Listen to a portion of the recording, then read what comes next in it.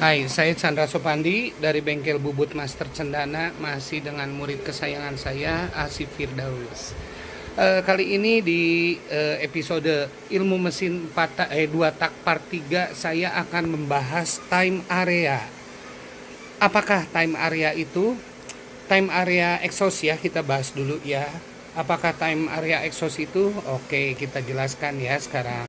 Time area adalah kita ulang ya proses kerja mesin 2 tak ya, tapi simple. Oke, monggo sih. Proses kerja 2 tak simple, kita lihat bagian atas saja ya kok. Nah ini ketika piston bergerak ke atas lubang Ya. kita fokus ke exhaustnya aja karena time area ada di area sini ya kok. Nah ketika piston bergerak ke atas lubang tertutup, di sini mulai langkah kompresi Ya. piston terus bergerak ke atas. Nah ketika piston sampai atas busi nyala terus meledak Jadi power ya. power, sehingga piston kedorong ke bawah. Nah semakin lalu ke bawah ada lubang yang terbuka, ini exhaust dulu. Nah, terbuka. Nah sampai sini dulu aja. Nah, time area adalah luas ya, luas ketika piston membuka exhaust ya. Jadi kalau lubang exhaust ke pinggir ini semakin lebar, time areanya semakin lebar, itu bagus ya untuk ke power. Nah, saya jelaskan dulu ini ya. Nah, ketika piston bergerak ke bawah mulai membuka ya, tapi sebelum membuka lubang transfer ya, itu dinamakan time area murni. Karena yang terbuang ke exhaust ini adalah udara gas kotor ya, hasil pembakaran ya. Jadi kita namakan time area murni. Lalu ketika ini piston bergerak ke bawah lagi sampai lubang transfer membuka ya, kita itu namakan time area kotor. Oke, sekarang saya jelaskan time area murni dan time area kotor ya. Di sini saya ada 3 blok racking ya. Ini yang standar murni, ini yang porting harian ya, punya konsumen saya Agung dari Bandung. Ini ada yang porting full, konsumen saya Anes dari Sumatera Selatan, Medan sana. Dan ini ada blok Ninja standar ya, kepunyaan saya. Dan ini NSR-SP ya, saya jelaskan satu-satu. Oke sip, kita yang mulai yang standar. Nah, ini racking ini adalah teknologi tahun 80 ya, udah 40 tahun. Makanya lubang exhaustnya di sini dia rata, tunjukkan sip. Nah, itu dia rata dan bentuknya kotak ya. Oke. Nah, di sini ada yang porting harian ya. Porting harian ini saya pakai radius di atasnya ya. Radius itu bukan radius yang saya buat ini, cuma bentuknya dia tidak kotak seperti yang original ya. Melengkung ya, betul. Lalu yang ini ada porting full ya. Tuh, ini beda, bentuknya kipas, lebar ke pinggir ya, tunjukin sih kiri kanan, lebar ke pinggir ya. Ini diutamakan buat time areanya luas, tapi time area murni luas, time area kotornya sempit ya. Sekarang saya jelaskan dulu apa time area murni dan kotor ya. Nah, ini satu lagi nih. Nah, ini ada Ninja Kiss ya.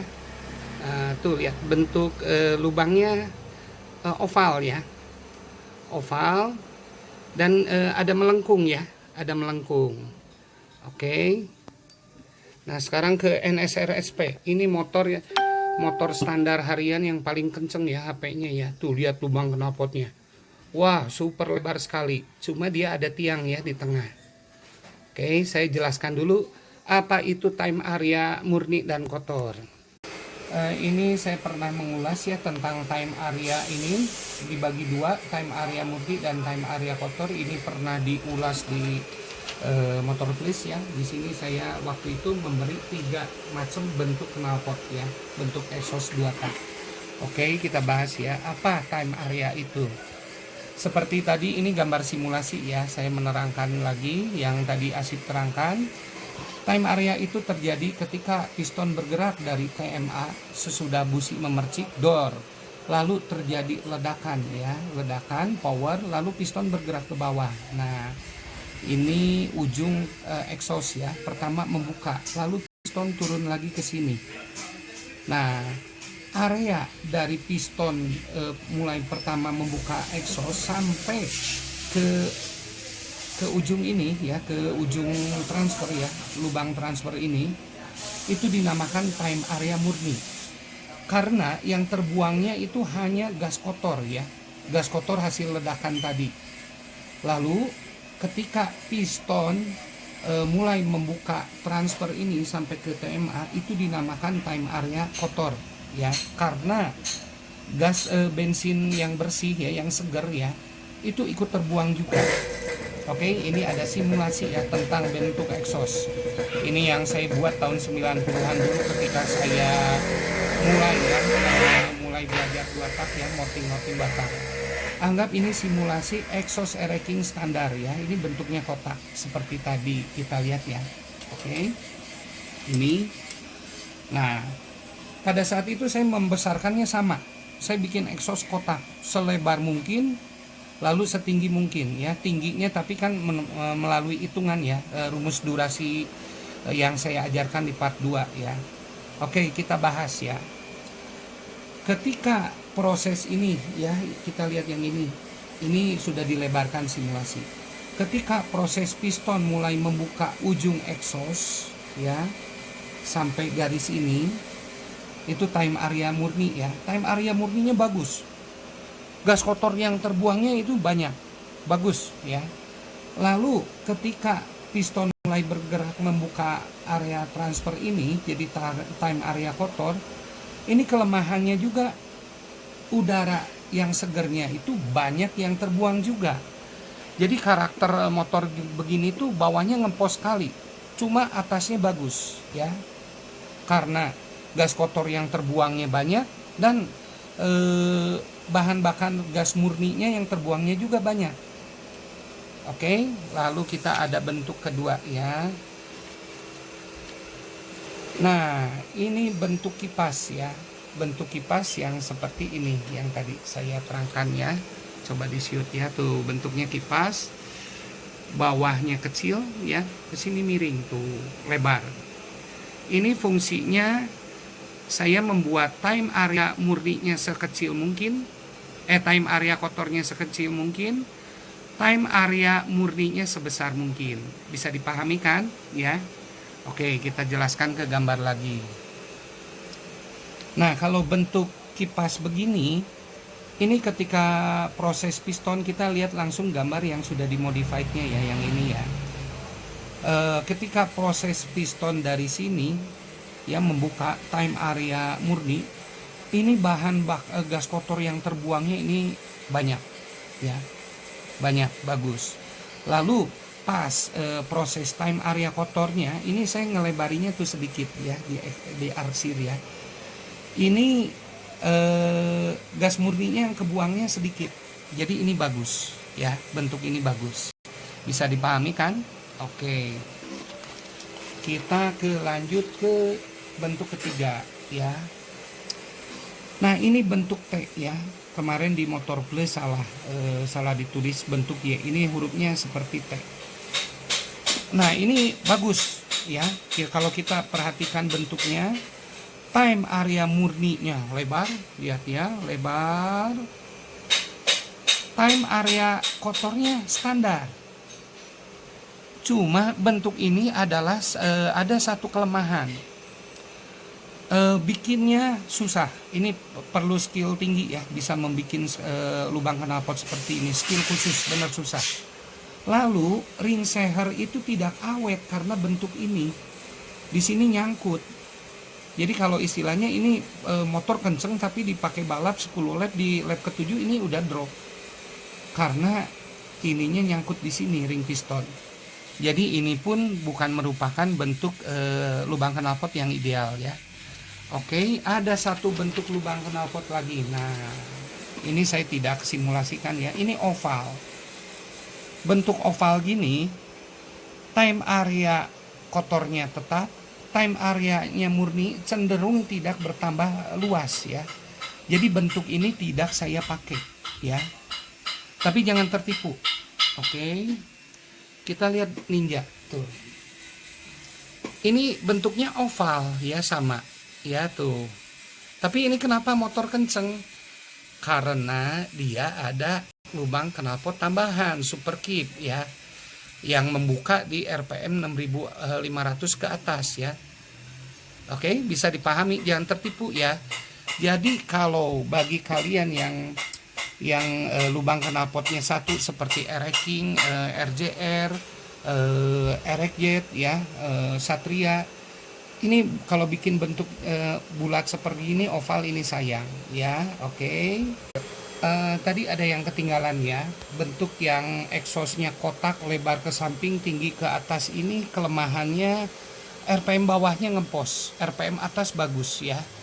Karena ini gas kotor yang terbuangnya, gas bersihnya, bahan bakar murni yang kebuangnya juga banyak, mengakibatkan bawahnya ini ngempos, atasnya bagus bertenaga ya. Oke.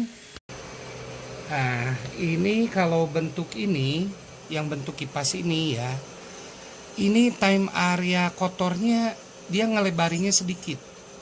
Time area murninya ini ngelebarinya banyak. Jadi efeknya ini motor neken ya, dari tengah ke atas neken, RPM tinggi, bawahnya nggak ngempos ya, agak ngempos tapi sedikit dari yang standar ya. Oke. Kita ke yang bentuk yang T ya. Kalau bentuk T ini dia time area kotornya tidak bertambah ya, tapi time area murninya bertambah. Ini nekennya bagus ya, tengah atasnya bagus, bawahnya nggak hilang. Cuma tadi kan kelemahannya di sini di radius ya, jadi ring seher sama piston nggak awet. Oke, jadi dari sini, dari tiga ini kita menarik kesimpulannya, hukum dasar time area exhaust. Gambarnya ini aja ya. Kita membuat time area murni sebesar mungkin, selebar mungkin ya.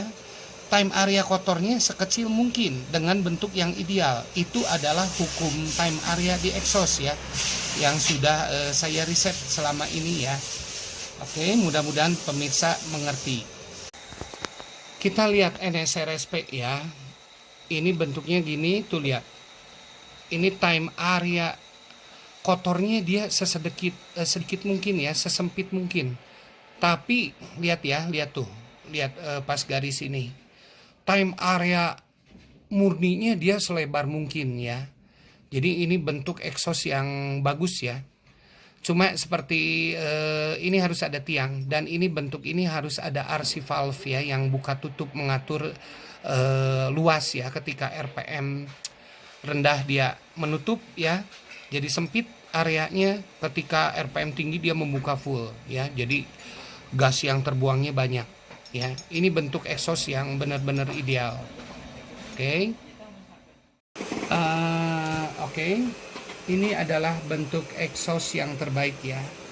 Jadi sesudah saya jelaskan, time area murninya bagus, time area kotornya sempit ya. Time area murninya lebar, luas, time area kotornya sempit. Cuma ini ada satu kelemahan. Kelemahannya ya ini karena ini lebar ya. Lalu bentuknya di sini sebetulnya radius ya.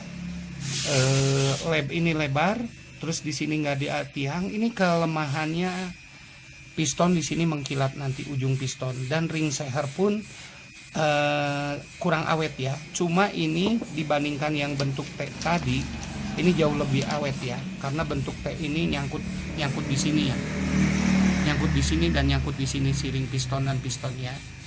Oke, tapi kita akan mensiasatinya. Ini ada obatnya, tenang ya. Oke, kita lihat ini bentuk exhaust NSR-SP ya.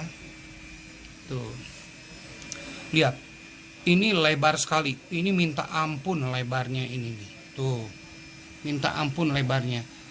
Ini NSR SP ini motor yang powernya paling gede ya, 35 HP ya, motor jalanan yang paling gede. Kita bandingkan Ninja yang 30 HP ya, yang di dyno ringan ya tapinya ya. Nah, bagi motor-motor yang nggak ada RC valve ya, ini jangan bikin kayak gini karena nanti ngempos banget. Ini bisa lebar ya, NSRSP bisa lebar banget karena ada RC valve yang buka tutup dan ada tiang ya, jadi mengurangi gesekan piston di ujung sini ya. Oke, sekali lagi yang lubang knalpotnya cuma satu kayak Ereking, RGR, Erekjet, Satria, Touch ya, 125 jet, pokoknya yang satu nggak ada tiang, ini jangan bikin kayak gini ya. Ini harus ada RC valve. RC valve kan ketika dia RPM rendah dia ngebukanya sedikit ya, jadi lubang knalpot kecil. Ketika RPM mulai tinggi dia membuka ya sampai full. Jadi total luas exhaustnya luas sekali ya. Oke, kita balik lagi ya. Ini adalah blocking yang standar ya. Sesudah kita lihat ini kotak ya. Oke, kita lihat porting harian master cendana. So, tunjuk sih itunya, exhaustnya. Nah, di situ ada melengkung ya. Jangan radiusnya di bawahnya. Nah, itu melengkung karena coba radius. Nah, radius ini juga diperuntukkan dibuat untuk biar ring piston dan piston awet ya, tidak menggesek ya. Oke, kita lihat blok yang ketiga, yang porting ekstrim. Porting ekstrim tuh lebar sekali, tuh lihat ya, lebar sekali. Di bawah kecil, di basar, di atas membesar. Dan ini bentuknya pun melengkung ya, melengkung. Jadi biar tadi piston dan ring piston awet, tidak bergesekan di sini nih. Karena bergesekan yang paling dahsyat itu ketika piston dari bawah sih, dari bawah naik ke atas, nah mukul ke sini sih. Nah, mukul di situ, dar. Ya. Oke, kita lihat Ninja. Nah, ini exhaustnya standar. Tuh, udah melengkung juga. Bentuknya udah radius ya. Oke, kita lihat NSRSP.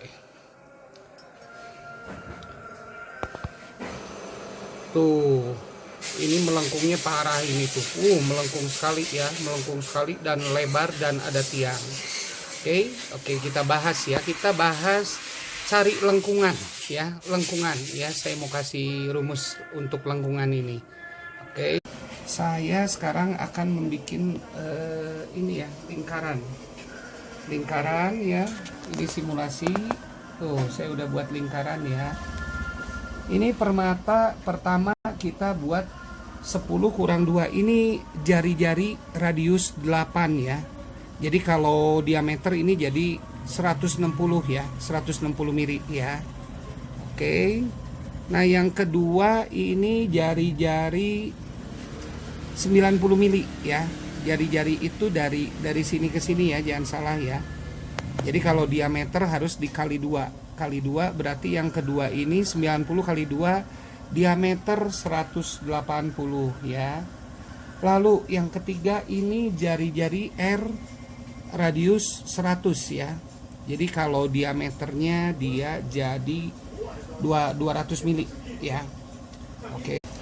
Nah, ini kita bikin seperti ini. Ini radius exhaust Ninja itu dia ada di R radius 90 ya. 180 diameter ya. Kita bikin ini lalu kita potong. Ya, ini bawaan ukuran standar. Jadi maksud saya mengajarkan rumus ini agar benturan piston nanti pas di atas ternetralisir. Jadi piston dan ring piston ini awet. Oke, kita coba paskan ke sini. Yuk. Kelihatan detail nggak? Waduh, gelap. Kelihatan. Iya. Tuh. Ya, pas. Jadi bawaannya si Ninja ini, karena Ninja ini teknologi tahun 90-an, dia udah memperhitungkan ini, benturan piston ya.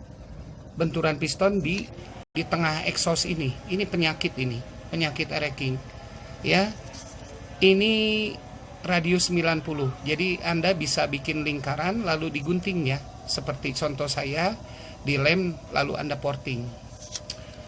Oke, saya sekali lagi tidak akan memberitahu Anda radius mana yang bagus, mau 80 atau 90 atau 100. Karena sekali lagi saya tujuannya mengajarkan Anda pintar, mengajarkan Anda bisa, bukan mengajarkan Anda menjadi peniru.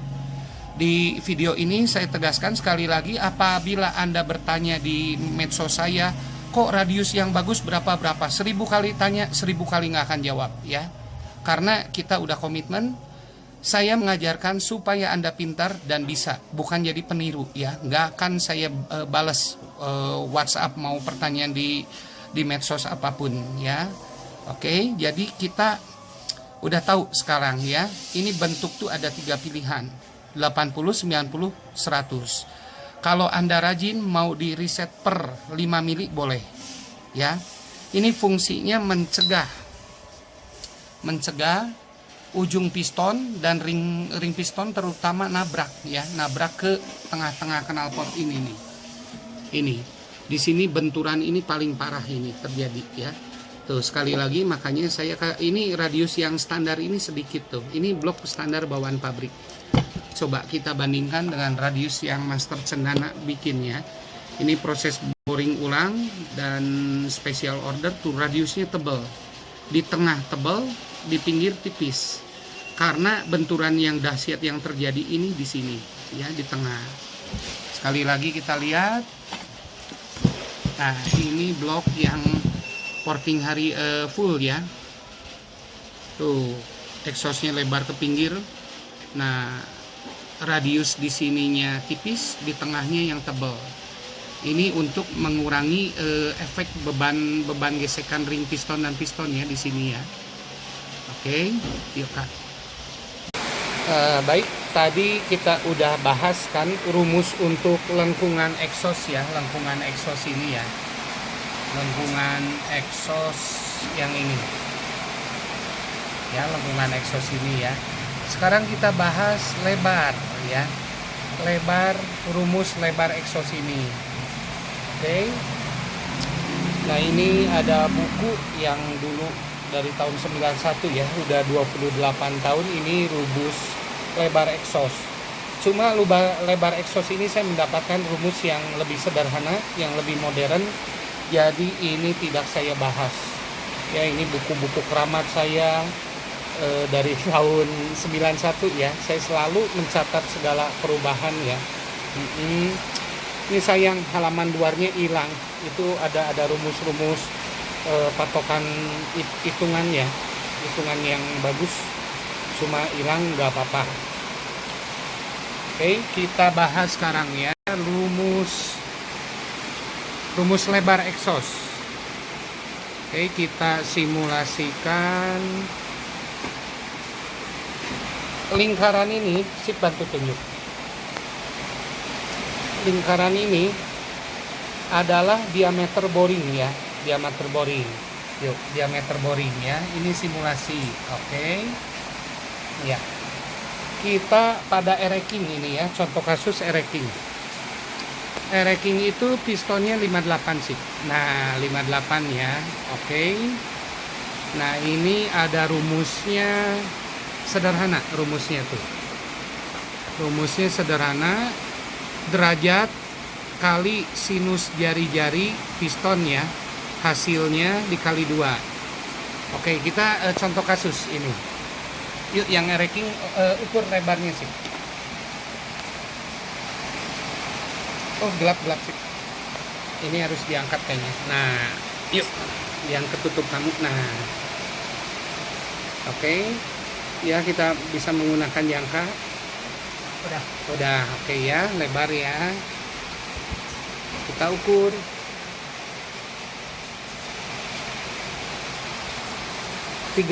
ya, 35 mili. Oke, kita simulasikan ke rumus.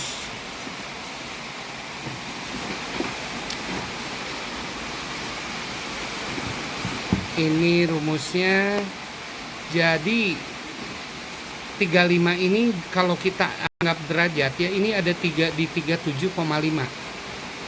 Bentar, Asip yang pegang aja.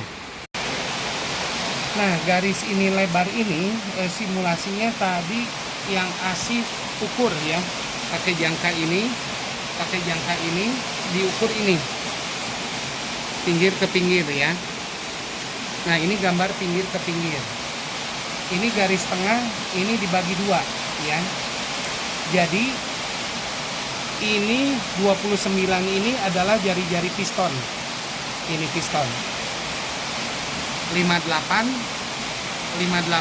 kan piston ereking 58 dibagi 2 jadi 29 hasilnya. Oke, kita praktekin ya. Ini tadi lebar exhaustnya 35,3 ya, exhaust standar ini. Exhaust standar ini lubangnya yang diukur tadi sama Asif, ujung ke ujung ini 35,3 ya. Jadi ini sederhana sekali. 29 ya, 29 itu diameter piston dibagi 2 ya, dikali sinus. Kenapa sinus? Karena ini jadi A, ini jadi B, ini dari C, kan B per C. Kita mau nyari ini berapa, B per C itu jadi sinus ya, kali sinus derajatnya 37,5 sama dengan 17,65. Kita harus kali 2. Kenapa kali 2? Karena kali 2 kan kita ngitung sebelah. Kenyataan lubang ini kan selebar ini kan. Ya, kali 2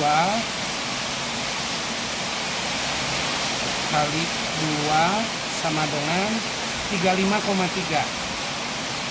Jadi lebar ini itu 35,3 dan derajatnya berarti 37,5 dikali 2 ya. Jadi derajat lebarnya kan segini nih, energinya dari sini ke sini. Hasilnya 75 derajat. Saya kasih bocoran. Lebar exhaust ini mentoknya sampai 90 derajat ya. Berarti satu sisinya 45 derajat. Nah, mana yang enaknya itu Anda cari sendiri ya. Yang penting saya udah ngasih rumus dan cara kerja ngitungnya gimana. Ya, ini mentok di 90 derajat, berarti satu sisinya 45 derajat. Coba kalau kita hitung ya, kalau 45 derajat 29 dikali sin 45 sama dengan 20,5 dikali 2. Lebarnya 41 ya, dari ujung ke sini kalau kasus di ereking. Yang mana yang menurut Anda paling enak Anda cari ya. Jadi saya sudah menyediakan rumus dan penjelasan detailnya. Karena segala sesuatu kesuksesan itu ditempuh dengan darah, air mata dan keringat ya.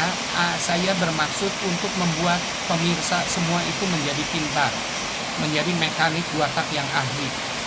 Saya menemukan rumus-rumus ini tuh perjalanannya panjang, 28 tahun, 29 tahun. Oke, sekarang saya mau kita membahas tentang kompresi di 2 tak. Tapi sebelumnya ada ilmu yang amat sangat penting sekali ya, yang harus Anda tonton ya sesudah chapter bab ini ya. Jangan dilewatkan ilmu ini karena ilmu ini sangat berguna buat Anda. Oke. Oh ya, ini saya ada tips cara memasang sirklip ya. Karena 5-10% boringan 2 tak yang masuk ke master cendana untuk diboring ulang itu adalah korban sirklip lepas. Sirklip lepas, pen piston keluar, jadi itu baret ya di pinggir ya, entah itu ke kiri atau ke kanan. Ini masang sirklip itu sederhana sekali ya. Oke, so, demoin sih. Pasang ujungnya dulu ke sini. Ujungnya ya. Tekan. Ditekan. Terus congkel belakangnya ke dalam. Congkel belakang dalam tuh. Tuh, klik, ada bunyi klik. Oke, terus digeser pakai obeng. Iya, coba. Nah, ini bisa digeser pakai obeng. Iya, diputer ya. Diputer. Tandanya grip udah masuk ke alurnya, ke paritnya. Ya, ke paritnya. Jadi simple sekali. setelah kita masang sirklip itu kita harus puter ya, ke atas mau ke bawah. Kalau diputernya ringan itu berarti sirklip udah masuk ke paritnya dan itu nggak akan lepas ya. Mau motor sekencang gimana RPM-nya nggak akan lepas. Ya banyak kita kerja beberapa detik lebih lama ya untuk mengecek, cuma kita bisa menghindarkan kerusakan yang mahal. Contoh, blok Ninja sekitar 2.600.000-an. Ini sayang kan, gara-gara hal sederhana ini kita harus ngeluarin beli blok baru atau diboring ulang. Padahal blok itu masih lama umurnya, istilahnya masih bisa 20.000 kilo lagi kita pakai.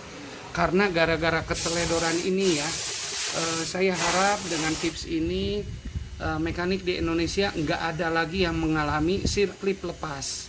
Sederhana, Anda sabar untuk beberapa detik ya. Hasilnya ya Anda terhindar dari kerusakan yang parah ya. Oke, semoga berguna ya. Thank you. Oh ya, saya lupa. Teknik memasang sirklip seperti ini tuh berlaku untuk 2 tak sama 4 tak ya, sama aja cara kerjanya ya. Oke, jangan lupa ya. Thank you. Oh ya, ini ada satu lagi ya tips cara memasang baut tanam ya. Monggo sih, silakan jelaskan. Tuh ini unyil-unyil berisik. Masang baut tanam dibantu sama 2 mur baja biar kuat. Pakai mur baja ya. Kalau yang besi, yang kuning itu cepat selek ya. Iya. Jadi saya pilih pakai mur baja. Oke, bisa ngerusak baut tanamnya juga kalau pakai mur yang jelek. Iya, yang mur yang kuning-kuning jangan ya. Pakai mur baja. Oke, yuk. Terus kencengin kedua murnya. Pakai 2 kunci ya, sip ya, biar sip. Nah, jadi kunci pas yang di bawah itu berlawanan arah ya. Jadi kedua murnya kenceng banget. Ini pemasangan masih sama kayak masang baut biasa ke sininya. Nah, nanti ada tekniknya lagi pas ngencenginnya. Oke, coba. Jadi kita terhindar begitu mengencangkan mur silinder head. Ketika silinder head terpasang, baut tanamnya ketarik ya. Itu berarti kalau ada 2, kurang keras, kurang kenceng ya si baut tanamnya, atau drat ininya udah dol ya. Itu antara ada 2. Ketika Anda mengencangkan mur, silinder head udah terpasang, mur dikencangkan. Kalau nggak kenceng-kenceng, baut tanam ketarik, ada 2 ya. Ininya udah dol atau kurang kenceng. Nah, oke. Sekarang kita mau proses teknik ngencenginnya. Kenceng mati ya. Ya. Kalau misalnya ngencengin pakai cara yang ini, langsung kencengin seperti baut biasa, biasanya murnya kan geser, muter, dikencengin, jadi rusak ya, itu rusak baut tanamnya. Jadi biar murnya nggak muter ke baut tanamnya, harus ditahan dari bawah juga. Oke. Jadi pakai 2 kunci ya. Ngencenginnya puter ke kiri. Ya, ke arah jarum jam ya. Yang bawahnya nanti berlawanan. Cuman tenaga ngencenginnya lebih besar yang atas. Yang atas ya. Yang bawah cuma buat nahan biar murnya nggak muter aja. Iya, oke. Tuh ya. Jangan lupa ini harus pakai feeling ya. Jadi feeling juga dilihat ya. Kalau udah berat, kerasa berat ya, putarannya udah. Soalnya nanti kalau dipaksa nanti dratnya dol ya. Ini emang perlu jam terbang juga sih ya. Oke, sekarang udah paham kan? Nah, saya ada tips lagi. Kalau saya selalu sedia 8 mur ya. Jadi ketika mencabut 2 mur itu satu baut tanam itu 2 mur ya. Jadi keempat-empatnya udah terpasang. Jadi enak. Ini simulasi. Ini kita cabut, terus kita pasang lagi ya. Udah ada ini, udah ada murnya. Jadi ngirit waktu. Kebanyakan bengkel-bengkel males stok ya. Cuma pakai 2 mur. 2 mur ketika nyabut ke baut kedua harus dicabut lagi. 2 mur buat 4 baut tanam. Baut tanam itu lama ya, nggak efisien. Jadi sedia 8 mur ya. Jadi cepat kita udah nyabut, kita perlu masang lagi. Posisi murnya sudah terpasang ya. Semoga tips ini berguna. Oke, thank you. Jadi kesimpulannya ya mengenai time area ini, sekali lagi saya bahas ya. Time area murni selebar mungkin, ya. Time area kotor sesempit mungkin. Ini kalau yang time area murninya lebar itu lebih neken ya, power dari tengah ke atasnya lebih neken dan ada sedikit meningkatkan RPM ya. Oke, lalu mengenai tinggi lubang exhaust ya, ini durasinya kalau yang standar ini ereking ya, standar ini ereking. Ini tinggi sih. Nah ini standar ereking, itu salah portingan ya. Iya. Oke, tingginya ini kalau dihitung durasinya ini ada di 185 derajat. Ini bisa dirubah sampai 206, tergantung, terserah Anda. Silakan bereksperimen ya. Kan rumusnya sudah saya jelaskan di part 2. Nah, mengenai durasi transfer ini ada di 119 derajat ya, sampai 130 derajat. Silakan Anda sendiri bereksperimen ya. Nah, tinggi transfer ya, derajatnya durasi. Durasi mah itu sih dari lubang, nah sampai nutup lagi. Nah itu. Oke, jadi kita mengenai masalah lubang-lubang kita sudah bahas ya, tinggal sekarang kompresi. Nah ini coba kasih lihat yang portinganku. Oke, nah ini lubang-lubangnya. Transfer juga selebar mungkin ya. Ini kerjaan mengambil special order, tunjukin sih. Itu pakai itu penunjuk. Nah, lihat ya. Ini hasil boring ulang saya dan pelebaran transfer ya. Jadi kalau transfer lebar, time areanya juga lebar ya. Bahan bakar yang ditransferkan ya, dipindahkan juga lebar. Coba lihat busportnya. Aduh ini portingan manis sekali. Ini siapa yang porting coba? Ini bukan yang portingnya nih. Ini ya, ini murid saya udah ngewarisin ilmu saya. Udah sekali lagi udah tenang. Coba tuh. Busportnya juga lebar sekali ya. Oke, kita lihat bagian intake sih. Tuh, waduh, intake-nya lebar sekali. Oke, lebar sekali ya intake-nya. Coba lihat exhaust-nya. Oh, transfer dari bawah sih. Tuh, aduh. Transfer ini enggak ini. Nah, laluan transfer tuh. Aduh, cantik banget ya ini laluan transfernya tuh. Lebar sekali. Coba kita lihat exhaust.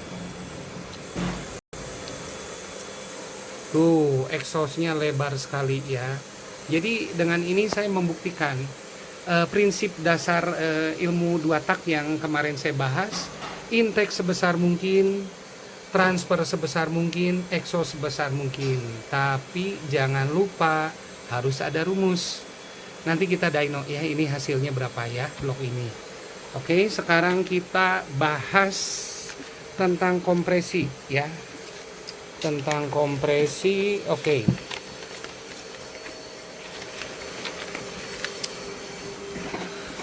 Di ilmu motor 2 tak ya, saya mengambil kesimpulan. Oke, ini tunjuk nomor 1 sih. Porting dan setting kompresi itu saya kasih poin 25% ya. Knalpot itu saya kasih 25%. Karburator 15%. Modif titik berat krek as ya, mesin bawah ya 15%, pengapian 10% dan rasio 10%. Nanti kita bahas semua ya satu-satu. Jadi dengan ilmu kompresi ini bagian porting dan kompresi ya, bagian blok sudah kita bahas semua ya. Jadi sudah tamat, nanti kita bisa beralih ke knalpot ya. Oke, thank you. Sebelum masuk ke topik kompresi ya, saya ada pengalaman ini juga misteri ya. Udah lama ini. Kemarin ada yang bawa mesin kapal terbang ya, kecil dia, kalau nggak salah cuma 5 cc. Nah ini ada gambar simulasinya ya. Bentuk pistonnya ini silindris sekali ya. Jadi bawah ini simulasi 10 mili, atas juga 10 mili. Cuma dia boringnya agak konesnya di bawah lebih besar, 1/100 ya. Ini bawah lebih besar dari atas ya. Atasnya sama 0 ya, 10 mili. Nah, konstruksi ini tidak menggunakan ring piston sama sekali. Dan RPM yang standarnya aja begitu nyala 11.000. Nah, di 2 tak ini ada satu misteri ya. Saya mau coba ini bereksperimen hari ini. Kalau dengan konstruksi ini masuk logika ya. Langsamnya aja 11.000, pistonnya lurus ya, silindris. Terus ini clearance-nya juga, boringnya 0 ya. Atas 0, bawah cuma lebih besar 1/100. Nah, coba saya mau hari ini mau ngeriset Ereking. Saya cabut ring pistonnya 2. Lalu kita startnya didorong ya, di step ya, pakai motor. Apa nyala enggak? Coba. Nah, ini perlu pemirsa ketahui, piston motor normal itu bawah besar, atas kecil. Oke, kita ukur ya. Kita ukur cepat ya, nggak pakai mikro, pakai Sigmat digital aja. 5799. 5799. Oke. Atasnya 5765. 5765. Lebih kecil ya. Ada 0,34 berarti ya. Iya kok. Betul? 0,34 bagi 2 berarti 0,17 ya. Satu sisi ya, betul? Iya, Ya. Ya betul. Jadi antara bawah dan atas itu ada renggang 0,17. Cuma kita lihat ini mau nyala nggak ya kalau tanpa ring seher ya. Karena ini juga misteri ya. Selama ini saya tahu mesin-mesin 2 tak zaman mobil remote control ya, yang bahan bakarnya pakai metanol, itu nggak ada ring piston. Jadi saya pengen tahu coba misterinya gimana ini, nyala atau enggak. Kita akan pasang ya tuh tanpa ring seher ya, dua-duanya tanpa ring seher tuh. Oke, kita pasang. Saya akan pakai ini ya, digital RPM. Jadi untuk mengetahui RPM tertinggi ketika di step berapa ya, berapa ribu. Jadi ini juga ada analisa juga ya. Oke.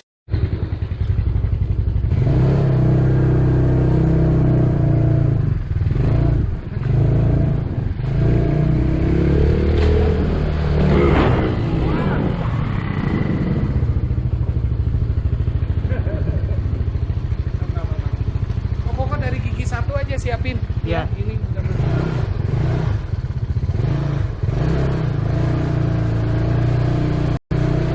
siap ya. Iya.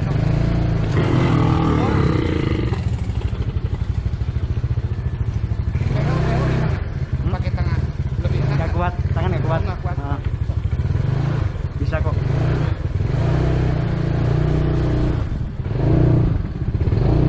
Nanti kalau pokok lepas Ya kok. siap ya. Ya kok.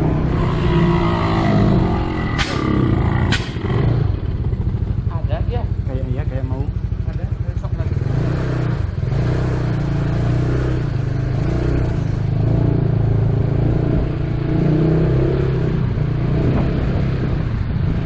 Siap ya. Ya kok. Berat bisa tuh, coba gigi 2 kok. RPM-nya nanti nggak tinggi ya? Ya udah pakai 2 dulu aja biar nanti kedua Masuk step terus. kalau udah gitu pokok masukin 1 ya biar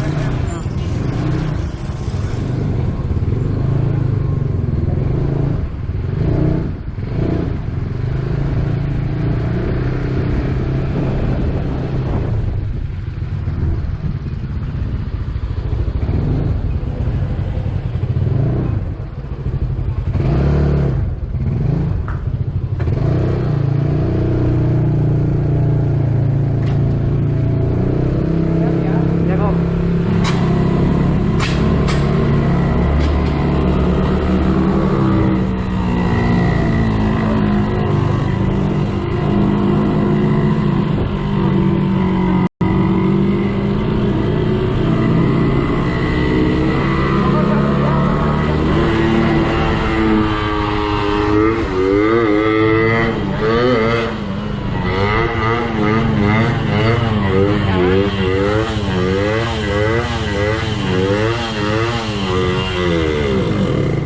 nyala Nyala. nyala mesin ajaib loh. Yuk. Keren kok. Hah? keran. Keran. Yuk kaki cor. Pakai 2 yang Ya, kencang ya kok.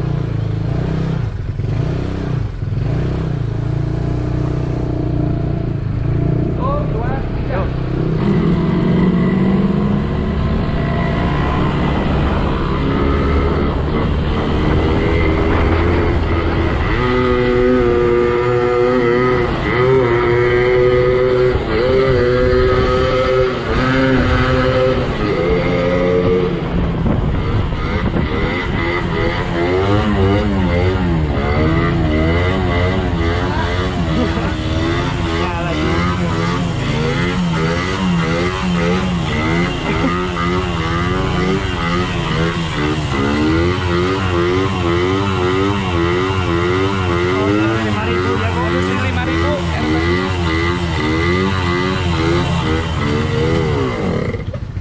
Tapi dia nggak dikasih beban mati.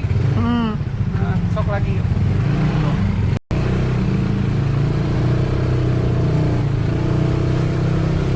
Yuk, siap kok.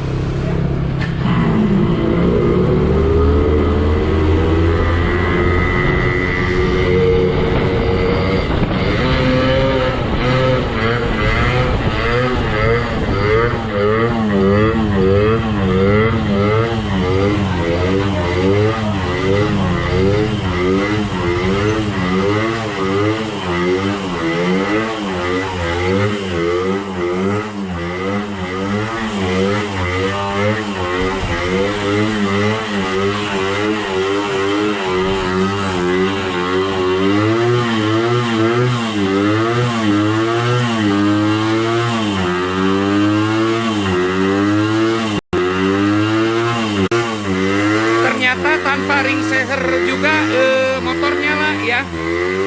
Motor nyala, tapi di atas RPM 5000-an tadi nyalanya, baru mau nyala. Ya, risetnya cukup bagus juga ya hasilnya ya. Oke sih, matiin sih. Yuk. Nyala tapi nggak bener ya. Begitu dari dia kurang tenaga tapi nyala.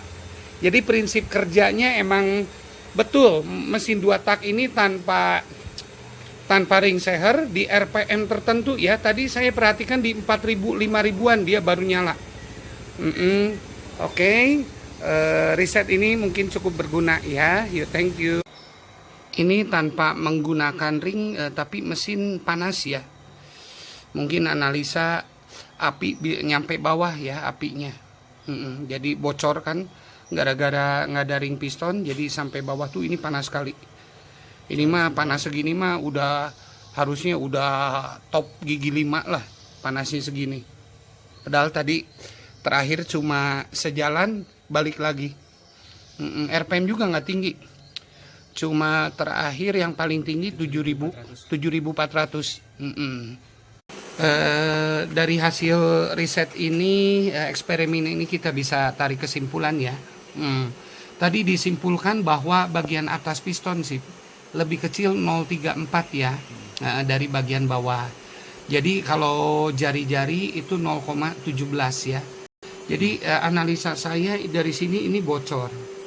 Jadi kompresi ini terjadinya di daerah yang paling gede. Nah, kompresi dan penghisapan terjadi di situ. Lalu kenapa tadi mesin panas nggak wajar ya? Karena mungkin apinya itu lolos sampai ke bawah sini apinya. Ya, jadi clearance antara piston yang paling besar dengan blok seher ini saya kasih 0,05 5/100. Jadi kalau jari-jarinya sebelah itu dia 0,025 ya, 25/1000 ya. Tapi masih nyala. Emang saya sengaja untuk blok ini karena ini diperuntukkan untuk liaran ya, jadi nggak dipakai harian. Jadi saya kasih clearance-nya agak besar supaya aman, anti macet, dan nanti ini kan dipasang 3V3, RPM-nya nanti tinggi ya. Mudah-mudahan riset ini juga membuka wawasan baru bagi pemirsa semua. Saya melakukan riset ini karena saya ingin membuktikan teori Graham Bell, dan ternyata teori Graham Bell itu betul. Ya, betul. Nanti kita bahas mengenai teori Graham Bell mengenai kompresi itu. Ya, oke. Thank you. Oh ya, saya tambahkan juga di RPM tertentu ya, ini nyalanya tadi di 4500 ya, mulai nyala. Clearance ya, kalau longgar antara piston dan boring 0,025 per 1000 itu masih terjadi penghisapan dan kompresi ya. Mungkin di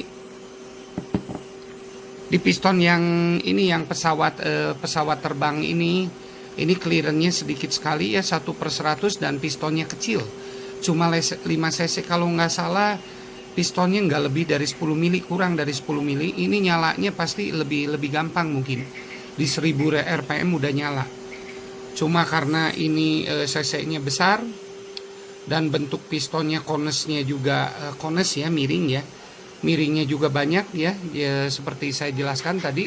Atas dan bawah jari-jari beda 0,17 ya, itu cukup signifikan.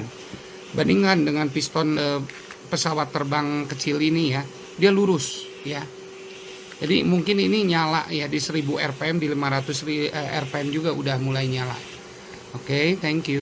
Teori kevakuman tanpa ring seher ini juga diperkuat dengan pengalaman bubut saya ya. Ini ada contoh kasus, ini head 4 tak ya Mio, buatan saya. Ini rapi sekali ya, kita lihat bos klepnya ya. Oke, itu lurus, mengkilat lemerannya, dan halus sekali ya. Kita lihat dua-duanya. Tuh, lurus, mengkilat, dan halus. Masalah clearance-nya sudah saya bahas di video perbesar klep 4 tak ya. Jadi di sini ada bos klep ukurannya 4,99. Nah, ini ada toolbit ya, ukurannya 4,98 dia ya. Jadi dia selisihnya 1/100 ya, 0,01 tuh. Ini 4,98 ya, oke. Teori yang tadi kita buktikan, oke. Ini kita tutup sip ujung itunya ya, ujung bos klepnya menggunakan tangan. Lalu masukkan toolbit. Itu udah sampai bawah dulu. Tuh, sampai bawah. Ya udah sampai bawah. Ketika diangkat tuh, angkat lepas tuh, terjadi penghisapan dan kompresi ya kalau di 2 tak ya. Jadi membal kayak ada per ya. Nah, karena kevakuman ya. Jadi tadi di ranking ini 25/1000 pun masih terjadi penghisapan dan kompresi ya. Kalau ini 1/100 ini lebih kuat. Coba lagi sih. Tuh ya, membal, ditarik, sok tarik pelan-pelan. Lepas, tarik. Tuh balik lagi dengan sendirinya. Ya. Oke. Ya, emang saya di 4 tak dan di 2 tak pun kerja saya basicnya sedikit perfeksionis ya. Ini udah di porting, dan saya mengajarkan kepada murid-murid saya juga agar perfect juga, karena dengan perfeksionis ini kita bikin motor lebih kenceng, itu udah pasti ya, pasti lebih kenceng, lebih powerful ya. Ini 4 tak tapi ada nyambungnya sih ya ke 2 tak ya, ya teori kompresi dan penghisapan ya. Oke, yuk, thank you.